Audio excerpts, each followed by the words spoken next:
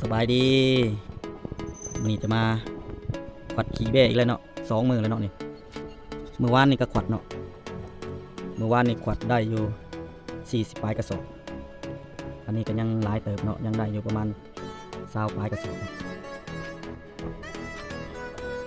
ขี่เบ้เนาะขี่เบ้สดเลยตะบุเดือนหนึ่งได้อยู่ประมาณ30กระสอบเนาะตัวนี้นะขี่เบ้แต่เราต้องได้กวาดทุกเดือนเนาะเพราะว่าโคกเบ้เรามันต่ำเนาะประมาณ1 เมตรเนาะความสูงของมันจะข้างหน้ามันก็ประมาณ8 เซน10 เซน70 เซน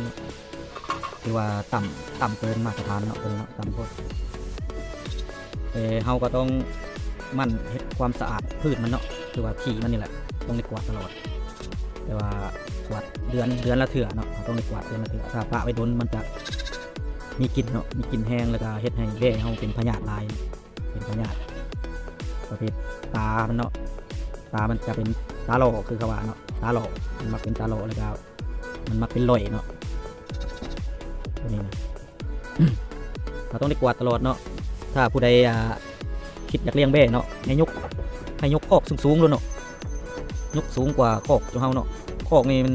ต่ำเกินไปแต่ว่าถ้าผู้ใดอยากเฮ็ดคอกต่ำแบบนี้ก็แนะนำให้เฮ็ดความสะอาดตลอดเนาะเฮ็ดความสะอาดทั้งคอกแล้วก็ทั้งหลุมเนาะขี่มันนี่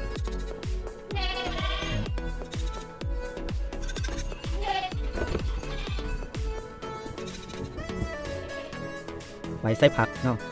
ไปใส่ผักหรือว่าไปใส่หน้าเนาะดินหน้าแต่ว่าอันนี้ส่วนหลายก็มีแต่ขายเนาะมีเท่าเก๋เขาจะเ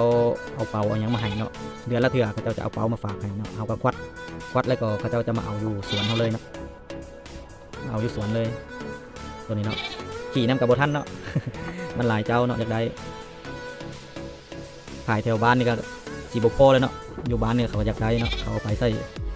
สวนผักเขาเจ้าเนาะเขาจะปลูกผักกาดผักสลัดปลูกมะแตงปลูกหยังใส่กีเบ้นี่ก็งามเนาะนี่ก็ปรับสภาพดินนี่เนาะตัวนี้นะ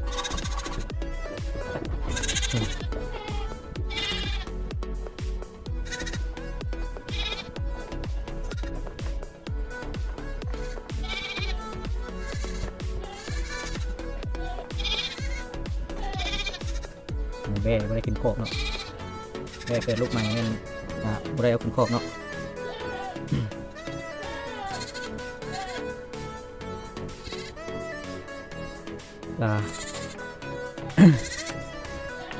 พอได้เงินได้จ่ายเนาะหมุนเวียนซื้อเกลือให้มันเนาะซื้อเกลือให้เบ้แล้วก็ซื้อยาปวดพยาธิมันเนาะพอได้แก้ไขเนาะสะโพกขี่เบ้เนาะเลี้ยงเบ้กะขายทั้งที่ขายทั้งตัวเบ้เนาะ แต่เลี้ยงหลายก็ได้ขี้หลายแล้วก็ขายเนาะ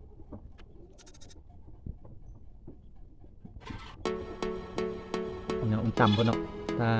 แถวหลุมนี้ได้อยู่1 เมตรนับขึ้นไปแถวเทิงมันจะบ่ได้เนาะ